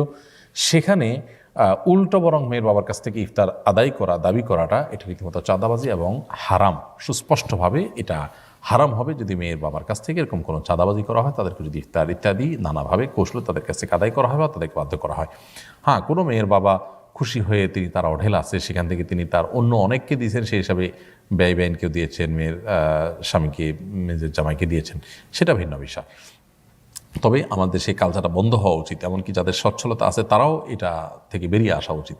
দিলে অন্য সময় অন্য কিছু দিবেন, কেন ইফতার দিতে হবে? কারণ এই কালচারটা সমাজে যতদিন জিয়ে থাকবে, আপনার দেওয়ার কারণে, এই কালচারটা জিয়ে থাকার কারণে একজন গরিব বাবা তাকেও দিতে হবে, তিনি না দিলে তখন অপমান বোধ করবেন, এবং যার কারণে এই যে আত্মহত্যার কথা আমরা শুনেছি, এরকম নির্মম ঘটনাগুলো ঘটবে।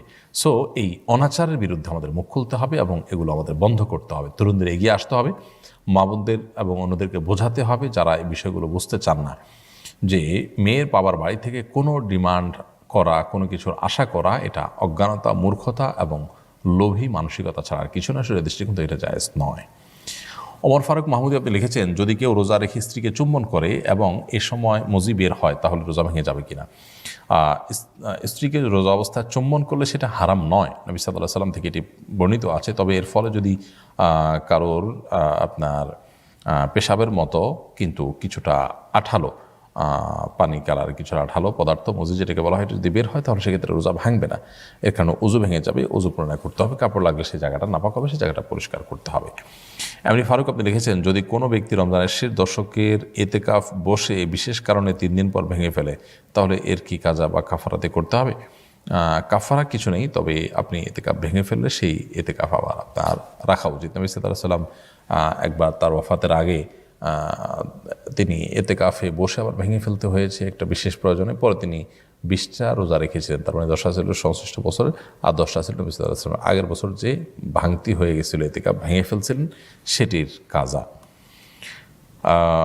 এমডি রাহাত আপনি লিখেছেন, রমজানে যদি মাগরিবের পর কোনো অমুসলিম দাওয়াত দেয় তাকে গ্রহণ করা যাবে? অসুবিধা নেই, মাগরিবের পরে রাতে যে কোনো সময় যদি কোনো অমুসলিম দাওয়াত দেয় আপনি সে দাওয়াত গ্রহণ করতে পারেন। তবে তিনি আপনাকে কী খাবার দিচ্ছেন, সেটা হালাল কিনা, পবিত্র কিনা, সেটা দেখা আপনার গুরুত্বপূর্ণ, সেটা আপনার জন্য কর্তব্য। আর আরেকটা বিষয় হলো যে তিনি যে মজলিসে আপনাকে দাওয়াত দিচ্ছেন সেখানে কোনো গুনাহের আয়োজন থাকবে কিনা, গুনাহের উপলক্ষ তৈরি হবে কিনা, সেখানে কোনো পাপাচার হবে কিনা, যদি হয় তাহলে সেখান থেকে আপনাকে অবশ্যই বিরত থাকতে হবে এবং সরে আসতে হবে। সোহেল হাওলাদার লিখেছেন, জাকাতের জন্য সব সম্পদের মূল্য হিসাব করা কি বাধ্যতামূলক, নাকি অনুমান করে একটু বেশি হিসাব ধরেও আদায় করা যাবে? সোহেল হাওলাদার, আপনার প্রশ্ন উত্তর হলো, জাকাতের জন্য সম্পদের মূল্য হিসাব করা এটা তো অবশ্যই জরুরি। অনুমান করে যদি আপনি দেন এবং তাতে যদি কম না হয় বেশি হয় আদায় হয়ে যাবে, কিন্তু মূল বিধানটা হলো আপনি মূল্য হিসাব করে দিবেন। আব্দুল আহাদ আপনি লিখেছেন বিতরের সালাত জামাতে পড়বো নাকি তাহাজ্জুদের সালাতের সাথে পড়বো, কোনটা উত্তম? রমজান মাসে বিতরের সালাত জামাতের সাথে পড়াই উত্তম। বিতরের সালাত জামাতের সাথে পড়ে ফেললে ভোর রাতে আপনি চাইলে আবার তাহাজ্জুদও পড়তে পারবেন না তা না, তবে সাধারণ অবস্থাতেই নবী সাল্লাল্লাহু আলাইহি ওয়াসাল্লামের নির্দেশনা হলো যে আলু আখিরা সালাতিকুম বিল্লাইল, ভিতরে তোমাদের রাতের শেষ নামাজ যেন ভিতির হয়। তো এই রাতের শেষ নামাজটা যেন ভিতর হয়, এটা সাধারণ বিধায় সবসময় এটা চেষ্টা করা উচিত। কিন্তু রমজান মাসে যেহেতু সুন্নাহ হলো সাহাবা ইকরাম এবং খোলাফায়ে রাশিদার সুন্নাহ হলো তারাবির সাথে ভিতির পড়া, অতএব আমরা সেটাই করব।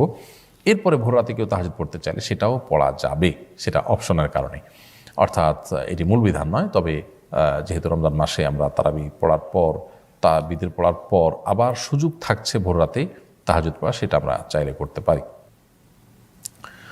ফারজানা হাসান সেতু আপনি লিখেছেন আমি আমার পরিবার নিয়ে ওমরা সম্পন্ন করেছি, এরপর মদিনা মক্কা কোথাও অবস্থানকালে অনিচ্ছাকৃতভাবে সিয়াম ভঙ্গ করেছি, এজন্য কি আমার কোনো কাফারা আদায় করতে হবে? বোন ফারজানা, যেহেতু আপনারা সফরে ছিলেন এবং সফরে কিন্তু চাইলে কেউ রোজা ভাঙতে পারে, বিশেষ করে যখন কষ্ট হয় তখন রোজা ভাঙাটাই উত্তম বলেছেন অনেক ফোকা একরাম। সো আপনি যে রোজা ভেঙেছেন এর কারণে কোনো কাফারা আদায় করতে হবে না, তবে কাজা আপনাকে আদায় করতে হবে। যেই রোজা ভেঙেছেন একটা হলো একটা, দুইটা হলো দুটা, যেগুলো ভেঙেছেন সেগুলো কাফারা রমজানের পরবর্তী সময় আপনাকে আদায় করে দিতে হবে।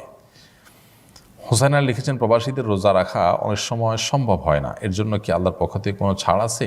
না ভাই, রোজা না রাখার ব্যাপারে আসলে কোনো ছাড় নেই, বরং যার কষ্ট যদি বেশি হবে আল্লাহ তাকে সওয়াব তত বেশি দিবেন। ইন্না আজামাল জাযাই মা আজামাল বেলা, যার কষ্ট যত বেশি হবে তার পরিশ্রমের অনুপাতে তার সওয়াব আল্লাহ তাআলা তত বেশি দিবেন। সো রোজা রাখাটা আপনার যে জন্য কষ্টের হলে আল্লাহ তার কাছে আজরও বেশি পাবেন। কষ্ট হলে সেই কষ্ট যদি আপনি সহ্য করার মতো না হয় তাহলে সেক্ষেত্রে আপনি প্রয়োজনে জব সুইচ করবেন, কাজের জায়গা চেঞ্জ করবেন, প্রয়োজনে আপনি আপনার বসের সাথে আপনার ইমিডিয়েট দায়িত্বশীলদের সাথে যতভাবে সম্ভব লিয়াজো করে আপনি আপনার রোজা রাখার যে সুবিধা সেটা আদায় করে নেবেন, কারণ রোজা রাখাটা ফরজ। কোনো অবস্থাতেই এটাকে চাকরির অজুহাত দিয়ে পরে করব বা তখন করব না, এই সুযোগটা কিন্তু নেই। আরিফুর রহমান লিখেছেন 27 রমজানের কি বিশেষ কোনো ফজিলত আছে? 27 রমাদানকে আমাদের দেশে মানুষ সবে কদর বলে, সেজন্য এটাকে এত গুরুত্বের সাথে আমাদের দেশে উদযাপন করা হয়। যদিও নবী করিম সাল্লাল্লাহু আলাইহি ওয়াসাল্লাম লাইলাতুল কদর সম্পর্কে সবে কদর সম্পর্কে বলেছেন তাহারু লাইলাতুল কদর ফিল বিত্রি মিনাল আশরিল আওয়াখির রমাদান, রমজানের শেষ দশকের বেজোড় রাতগুলোতে বিশেষভাবে তোমরা লাইলাতুল কদর তালাশ করো। তো তিনি নির্দিষ্ট কোনো রাতের কথা বলে দেননি। সো 27 তারিখকেই একমাত্র হলফ করে লাইলাতুল কদর বলাটা এটা আমাদের ভুল। তবে এটা ঠিক, এটা সম্ভাব্য, জোরালো সম্ভাব্য একটা লাইলাতুল কদরের রাত। কারণ হলো নবী সাল্লাল্লাহু আলাইহি ওয়াসাল্লাম রমজানের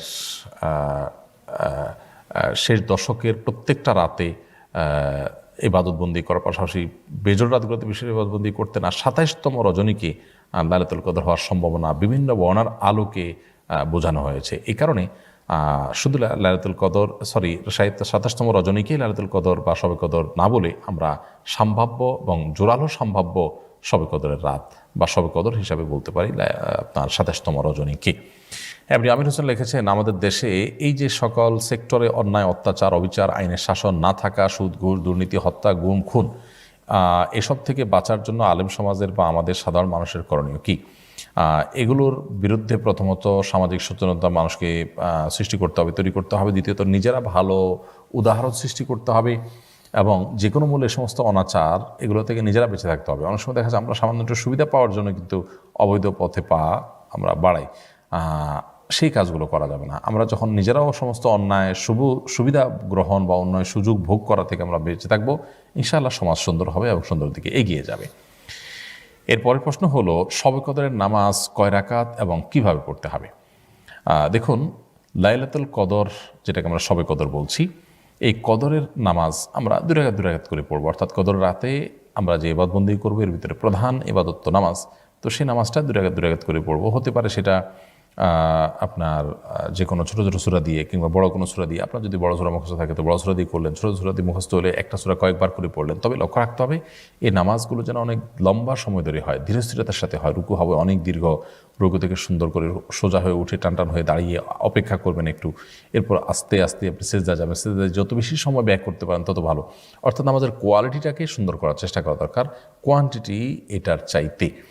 আমরা অনেকে এই জাতীয় সময়গুলোতে লাইলাতুল কদরে বা এই জাতীয় শবে বরাতে দেখা যায় যে আমরা হিউজ পরিমাণ নামাজ পড়ি, অথচ হুলস্থুল করে তাড়াহুড়ো করে, এটার কোনো গুরুত্ব নেই, বরং গুরুত্ব হলো সুন্দরভাবে সালাত আদায় করা। সো লাইলাতুল কদরের নামাজের নিয়ম হলো 2 রাকাত 2 রাকাত করে পড়বেন। সলাতুল লাইলি ওয়ান নাহারি মাসনা মাসনা, নবী সাল্লাল্লাহু আলাইহি ওয়াসাল্লাম বলেছেন রাত এবং দিনের নামাজ 2 রাকাত 2 রাকাত করে পড়বেন।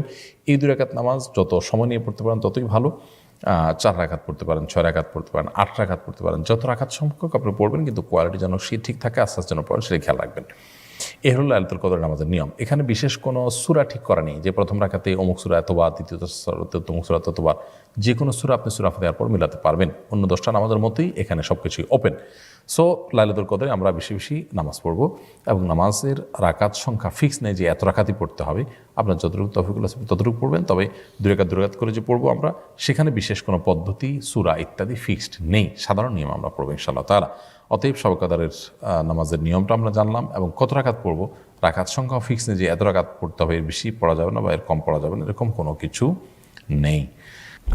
আলমাস পণ্ডিত এটি থেকে আপনি লিখেছেন, রোজা রেখে ব্রাশ করলে কি রোজার সমস্যা হবে? রোজা রেখে ব্রাশ করলে, অর্থাৎ খালি ব্রাশ করলে রোজার কোনো সমস্যা হবে না। যদিও রোজা রেখে মেসওয়াক করা উচিত। আমরা জান আয়েশা রাদিয়াল্লাহু আনহা বা অন্য সাহাবী থেকে নবী সাল্লাল্লাহু আলাইহি সাল্লামের একটি আমল বর্ণিত আছে যে তিনি তিরমিজিতে বর্ণিত হয়েছে এটি, যে তিনি রোজা রেখে এত বেশি মেসওয়াক করতেন যে গুণে শেষ করা যাবে না। সো আমরা বেশি বেশি রোজা রেখে মেসওয়াক করব, আর খালি ব্রাশ করলেও সমস্যা নেই, সেটা করতে পারি। তবে ব্রাশের সাথে যদি পেস্ট থাকে সেটা মাকরু হবে অনেক ওলামা ইকরামের মতে। আর ওলামা ইকরাম অবশ্যই এটাকে জায়েজ বলেছেন। যারা মাকরু বলেছেন তাদের মতটা অধিকতর শক্তিশালী, তার কারণ হলো যে এতে আমাদের থুতুর সাথে পেটের মধ্যে আপনার পেস্টের কিছু অংশ যাবে, যদিও সেটা উল্লেখযোগ্য নয়, এই জন্য সেটার কারণে রোজা ভঙ্গ হয়ে যাবে না, এবং আমরা যদি সতর্ক থাকি থুতুর সাথে ফেলে দিই তাহলে রোজা ভঙ্গ হবে না। কিন্তু কিছুটা হলেও যাচ্ছে, সেজন্য এটা অ্যাভয়েড করা উচিত। আমরা রাতের বেলায় প্রয়োজনে পেস্ট ব্যবহার করতে পারি। এমনি দিদারুল আলম আপনি লিখেছেন, আমার মসজিদ কমিটির একজন সদস্য রোজা রাখে না, নামাজও ঠিকমতো পড়ে না, তার ব্যাপারে আমাদের করণীয় কি? ভাই দিদারুল আলম, আপনার মসজিদ কমিটির যিনি রোজা রাখেন না, নামাজও ঠিকমতো পড়েন না, তাকে দাওয়াত দেওয়া উচিত খুব জোরালোভাবে, শক্তিশালীভাবে, যে আপনি মসজিদে খেদমত করছেন অথচ নিজে নামাজ রোজা পড়ছেন না। ব্যাপারটা হলো এরকম যে আপনি মানুষের উপকার করছেন অথচ নিজে নিজের ক্ষতি ডেকে আনছেন, তো এর তো কোনো মানে হতে পারে না। একজন মানুষ মসজিদ কমিটির সদস্য হওয়ার পর তিনি যদি ইবাদতবন্দেগী না করেন, তাহলে সেক্ষেত্রে তার আসলে মসজিদ কমিটির সদস্য হওয়া উপযোগিতাই নেই, তিনি এটার উপযুক্তই নন। তাকে দাওয়াত দিয়ে ঠিক করা চেষ্টা করা উচিত, আন্তরিকতার সাথে তাকে আহ্বান করা উচিত, বোঝানো উচিত। যদি তার আশার সম্ভাবনা খুবই ক্ষীণ হয়, এইরকম ব্যক্তিকে পরিবর্তন করা দরকার, যদি সেই সুযোগ থাকে সেটাই করা দরকার। কারণ আল্লাহ সুবহানাহু ওয়া তাআলা বলেছেন, ইন্নামা ইয়ামুরু মাসাজিদাল্লাহি মান আমানা বিল্লাহি ওয়াল ইয়াউমিল আখির ওয়া আকামাস সালাতা ওয়া আতাজ যাকাত ওয়া লাম ইয়াখশা ইল্লাল্লাহ। যারা আল্লাহর ঘর আবাদ করবে, তাদের বৈশিষ্ট্যের মধ্যে থেকে একটি হলো তারা ঈমান আনার পাশাপাশি, আল্লাহ এবং আখিরাতের প্রতি ঈমান আনার পাশাপাশি সালাত আদায় করবে এবং যাকাত আদায় করবে। তো এই বৈশিষ্ট্য যদি না থাকে, নামাজ যদি ঠিকমতো আদায় না করেন, তাহলে তিনি মসজিদ কমিটির সদস্য হওয়ার যোগ্যই আসলে নন। নাসরিন খাতুন আপনি লিখেছেন, নমুসলিম বিধবা মহিলা কি তার অমুসলিম ছেলেদের ইনকামে জীবন নির্বাহ করতে পারবে? এবারে কি শরীয়তে নিষেধাজ্ঞা আছে? নমুসলিম বিধবা মহিলা তার অমুসলিম ছেলেদের উপার্জন থেকে অবশ্যই তার জীবন নির্বাহ করতে পারেন, কোনো অসুবিধা নেই। ছেলে কিংবা মা বাবা কিংবা আত্মীয় স্বজন কেউ যদি অন্য ধর্মাবলম্বী হয়, তাদের অর্থ করে দিয়ে তার কারোর জীবন নির্বাহ করতে কোনো অমুসলিমের কোনো বাধা নেই।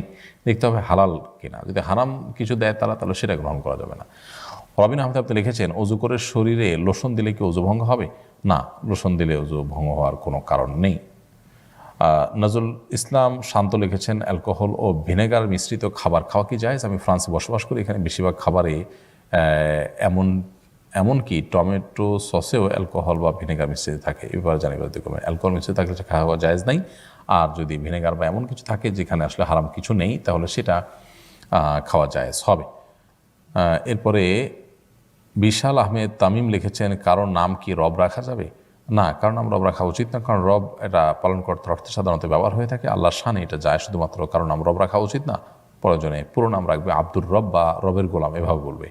আল্লাহর নাম ধরে এভাবে ডাকাটাই করে আল্লাহ নামে শুধু রব ডাকে, নামে কাউকে ডাকাটা তার নামের শ্রেষ্ঠচার বা আদবের খেলাফ। ইসলামের পথে আর দিকে আপনি লিখেছেন, আমি একটা মিলে স্কেলম্যান হিসাবে চাকরি করি, যেখানে ওজনে কম হলেও সেই তাকবীরগুলো দিতে হয়। ওজনে কম হলেও বলা লাগে ঠিক আছে, এই চাকরিটা করা হালাল হবে কিনা? না, অবশ্যই এটা হালাল হবে না, কারণ আপনি মিথ্যা কথা বলতে হচ্ছে। যে চাকরিতে আপনাকে মিথ্যা কথা বলতে হয়, সেই চাকরি আপনি করবেন না, বরং ভিন্ন কোনো হালাল উপার্জনের পথ আপনি খুঁজবেন। আল্লাহ আপনার জন্য সহজ করুন। এমনি রাসেল রানা আপনি লিখেছেন, ইমাম পেছনে নামাজ আদায়ের সময় ইমাম যে তাকবীর দিবেন মুক্তাদিদেরও কি সেই তাকবীরগুলো দিতে হবে? ইমামের পেছনে তাকবীর সালাত আদায় করার সময় ইমামের পাশাপাশি আপনিও তাকবীর দিবেন, এটা সাধারণ উঠা বসা তাকবীরগুলো এটা সুন্নাহ, যদিও প্রথমটা একেবারে ফরজ। অতএব ইমামের পিছনে আপনাকে তাকবীর দিতে হবে। এমনি আবির হোসেন আপনি লিখেছেন, আমাদের পরিবার যৌথ, আমার আব্বু ও চাচা একই বাড়িতে থাকেন, এখানে আমার সহধর্মিনী যথাযথ পর্দা করতে পারে না, করণীয় কি? ভাই আবির হোসেন, আপনার যৌথ পরিবারে যদি আপনার সহধর্মিনী পর্দা করতে না পারেন, তাহলে সেক্ষেত্রে পর্দার জন্য যৌথ পরিবারের লোকদেরকে বোঝাতে হবে এবং পার্টিশন, পর্দা মেনটেন, পর্দার ব্যাপারে সবার সিরিয়াসনেস এগুলো আনার চেষ্টা করতে হবে। যদি সেটা সুদূর পরাহত হয়, সেটা মনে হচ্ছে যে না আপাতত সে সম্ভব না, চেষ্টা করেছেন বহু, তাহলে সেক্ষেত্রে নিজের স্ত্রীকে যে কোনোভাবে হোক পর্দার পরিবেশে আলাদা করার চেষ্টা করতে হবে। কিন্তু একসাথে থাকার সুযোগ থাকলে সেটাকে আপনি প্রায়োরিটি দিবেন। যদি আপনার একসাথে থাকাটা বেশি উপযোগী হয়, এই বিষয়গুলো আসলে কোনো আলেমের সাথে দেখা করে পারিবারিক পুরো অবস্থা জানিয়ে তারপরে সিদ্ধান্ত নিলে ভালো হয়। আর পৃথক করলেও মুরব্বীদের বুঝিয়ে শুনিয়ে আপনার অপরাগতার জায়গাটা তাদের কাছে ক্লিয়ার করে তারপর আপনি সেই পদক্ষেপ নিতে পারেন। তাতে আবার আব্বা আম্মার যাতে কোনো হক নষ্ট না হয় সেদিকটা খেয়াল রাখতে হবে। নাহিদুল ইসলাম শান্ত লিখেছেন, নামাজ না পড়লে কেউ কি কাফের হয়ে যাবে? নামাজ না পড়লে কেউ কাফের হবে কিনা এ বিষয়ে আমাদের মধ্যে মত পার্থক্য আছে। ইচ্ছাকৃত ঠান্ডা মাথায় যদি কোনো মুসলমান নামাজ ত্যাগ করে, অনেক আমাদের মধ্যে তারা কাফের হয়ে যাবে, যেমন হাম্বলি মাযহাবের অনেকের মত সেটি। তবে ইমাম আবু হানিফা রাহমাতুল্লাহর মত হলো যে না, ইচ্ছাকৃত নামাজ ত্যাগ করলে সে ব্যক্তি কাফের হবে না, বরং ইচ্ছাকৃত নামাজ ত্যাগ করছে, আবার তার মধ্যে নামাজ ত্যাগের কারণে অপরাধ বোধ আছে, এরকম অবস্থায় সে ব্যক্তি ইমানদার থাকবে, তবে ফাসিক থাকবে সে। তবে নামাজ ত্যাগ করাটা যে কুফরি, এবারে কোনো সন্দেহ নাই। কাফের হওয়া এক জিনিস আর কুফরি এক জিনিস, অর্থাৎ এটা কেমন যেন আল্লাহকে অস্বীকার করার মতো একটা বিষয়। সরাসরি সে কাফের হবে না যদি তার মধ্যে অপরাধ বোধ থাকে, এটাই হানাফি মাযহাবের ফতোয়া, যদিও অন্যান্য আমাদের ভিন্ন মত এক্ষেত্রে রয়েছে। সো নামাজ ত্যাগ করাটা সারা বিশ্বের সমস্ত আলেমদের মতেই কুফুরের পর, কাফের হয়ে যাওয়ার পর সবচেয়ে বড় অপরাধ, এরপরে কোনো সন্দেহ নেই। নামাজ ত্যাগ করাটা এত বড় জঘন্য অপরাধ, এই জন্য কোনো ইমানদার আসলে নামাজ ত্যাগ করতে পারে না। ওমর রাদিয়াল্লাহু তাআলা বলেছেন, লা হাযা ফিল ইসলামি লিমান তারাকা সালাহ, যে ব্যক্তি নামাজ ত্যাগ করে তার ইসলামে কোনো হিস্সাই নেই। কোরআনে আল্লাহ বলেছেন, ফাইন তাবু ওয়া আকামুস সালাহ ওয়া আতু যাকাত ফা ইখওয়ানুকুম ফিদ্দীন, যদি অমুসলিমরা তওবা করে সালাত কায়েম করা শুরু করে, যাকাত দেয়, তাহলে তারা তোমাদের ভাই, ধর্মীয় ভাই। তাহলে আমার ধর্মের ভাই হওয়ার জন্য সালাত আদায় করা জরুরি। আমরা অনেকে নামাজ পড়ি না, মনে করি যে ইমান ঠিক আছে, এটা খুবই দুঃখজনক। এমনি বেলায়েতুল্লাহ লিখেছেন, কোনো ইমাম যদি সুদ খায় তার পিছনে নামাজ হবে কিনা? সুদখোর ইমামের পিছনে নামাজ পড়লে নামাজ তো হয়ে যাবে, কিন্তু এরকম ইমামকে নিযুক্ত করা গুনাহের কথা, ইমামকে পরিবর্তন করা জরুরি যদি তিনি তওবা করে ফিরে না আসেন।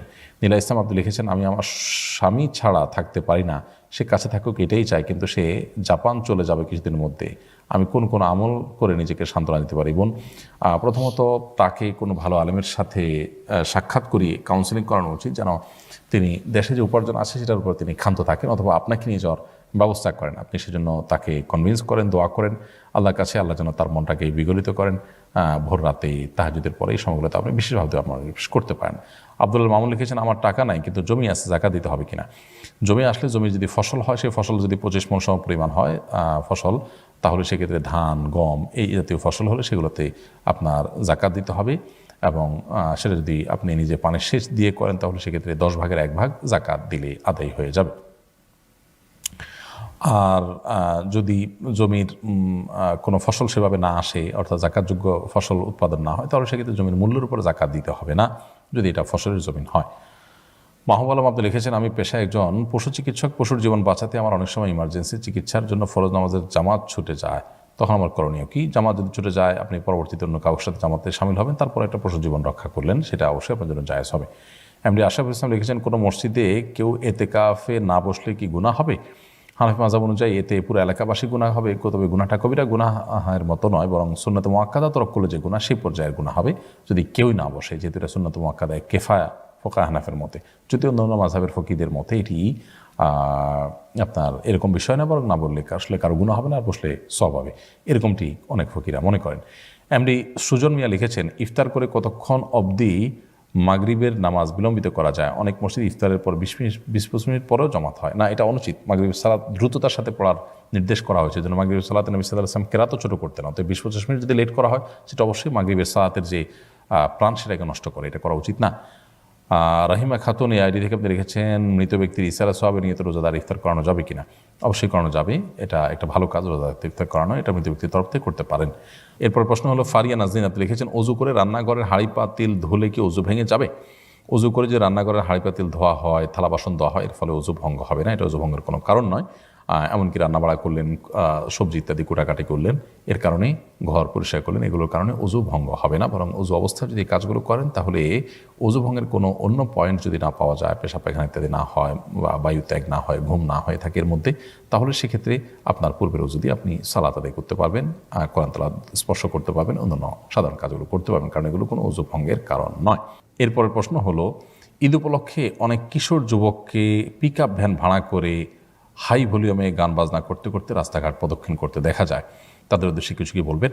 আমাদের সেই সমস্ত কিশোর এবং তরুণ বন্ধুদেরকে বলতে চাই, ঈদ আল্লাহ প্রদত্ত একটি আনন্দ, একটি উৎসব, যেটা কে একটা ইবাদত, ইসলামের একটা কাজ বলা যেতে পারে।